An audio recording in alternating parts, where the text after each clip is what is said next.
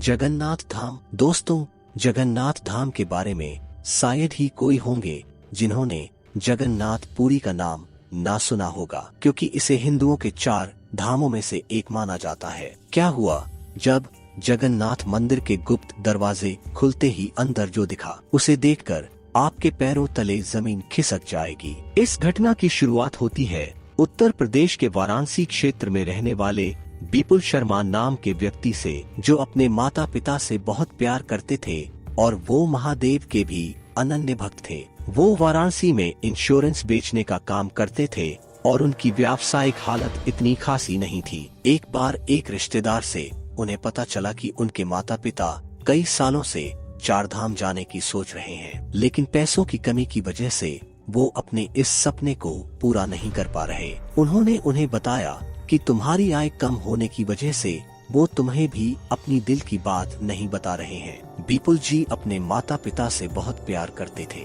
अब वे कैसे भी करके उन्हें 4 धाम की यात्रा कराना चाहते थे। महादेव के मंदिर जाकर उन्होंने भोले बाबा से प्रार्थना करी कि इस महीने के अंत तक मेरे पास इतने पैसे जरूर होने चाहिए कि मैं अपने माता पिता को 4 धाम की यात्रा करा सकूं। और कहते हैं ना, जब खुद की खुशियों को छोड़कर किसी और के सपनों को पूरा करने के लिए कुछ मांगा जाता है, तो भगवान भी उस इंसान की मदद जरूर करते हैं। उस पूरे महीने विपुल जी का काम बहुत अच्छा चला और महीने के अंत तक इतने पैसे हो गए कि वो अपने माता पिता को 4 धाम की यात्रा करा सके। उन्होंने अगले पूरे माह की छुट्टी ली और अपने माता पिता को लेकर के सबसे पहले गुजरात की द्वारिका नगरी पहुँचे, जिसे 4 धाम में से एक माना जाता है। वहाँ पहुँचकर भगवान श्री कृष्ण के बहुत अच्छी तरह से दर्शन किए और एक रात्रि गुजारने के बाद अगले दिन वो बद्रीनाथ के लिए रवाना हो गए। उन्होंने भगवान केदारनाथ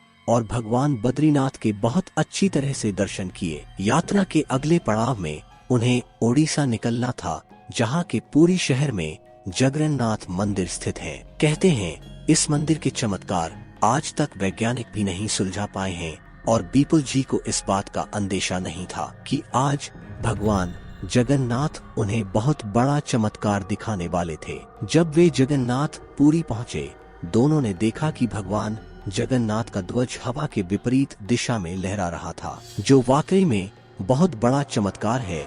और साथ ही मंदिर के गुंबद की तो परछाई भी नहीं बन रही थी। ये सभी चमत्कार देखने के बाद वे जगन्नाथ मंदिर में भगवान के दर्शन करने के लिए पहुँचे, क्योंकि 2 दिन के पश्चात भगवान जगन्नाथ की यात्रा निकलने वाली थी। ऐसे में श्रद्धालुओं की बहुत ज्यादा भीड़ मंदिर में जमी हुई थी। उन्होंने अपने परिवार के साथ जैसे तैसे भगवान जगन्नाथ, बलराम और देवी सुभद्रा के बहुत अच्छी तरह से दर्शन किए, लेकिन भीड़ इतनी थी कि उनका साथ अपने परिवार के साथ छूट गया और विपुल जी मंदिर के पिछले भाग में पहुंच चुके थे, जहां नीचे की ओर कुछ सीढ़ियां जा रही थी। जब वे सीढ़ियों के माध्यम से धीरे धीरे नीचे जा रहे थे, तब उन्होंने ये देखा कि जमीन के जितना ऊपर जगन्नाथ मंदिर है, उतना ही नीचे भी मौजूद है। जब वे बहुत नीचे पहुंच चुके थे, तब विपुल जी को सामने की ओर 7 दरवाजे दिखाई दिए और उन्होंने जब पहले दरवाजे को खोला तो नजारा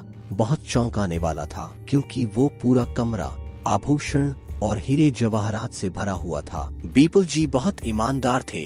वे समझ चुके थे कि ये भगवान जगन्नाथ का खजाना है। उन्होंने उस कमरे को पुणे बंद कर दिया, लेकिन जो 7वां दरवाजा था वो बाकी 6 दरवाजों की अपेक्षा बिल्कुल अलग था, क्योंकि उस दरवाजे पर 2 सांप के निशान बने हुए थे और ऐसा लग रहा था मानो उस दरवाजे को मंत्र शक्ति की मदद से बंद किया गया हो, और अगर गलती से भी किसी ने उस दरवाजे को खोलने का प्रयास किया तो वो उसी समय भस्म हो जाएगा। विपुल जी भगवान जगन्नाथ का ये चमत्कार देखकर धन्य धन्य हो गए और पुनः सीढ़ियों के माध्यम से ऊपर जगन्नाथ मंदिर आ गए। मंदिर के बाहर उनका पूरा परिवार घूम रहा था, जिनसे मिलकर उन्होंने इस पूरी घटना के बारे में अपने परिवार को बताया और भगवान जगन्नाथ के इन सभी चमत्कारों को देखने के बाद उन्होंने जगन्नाथ जी को शत शत प्रणाम किया और अंतिम धाम यानी रामेश्वरम के लिए रवाना हो गए। दोस्तों, क्या आप कभी जगन्नाथ पुरी गए हैं? नीचे कमेंट बॉक्स में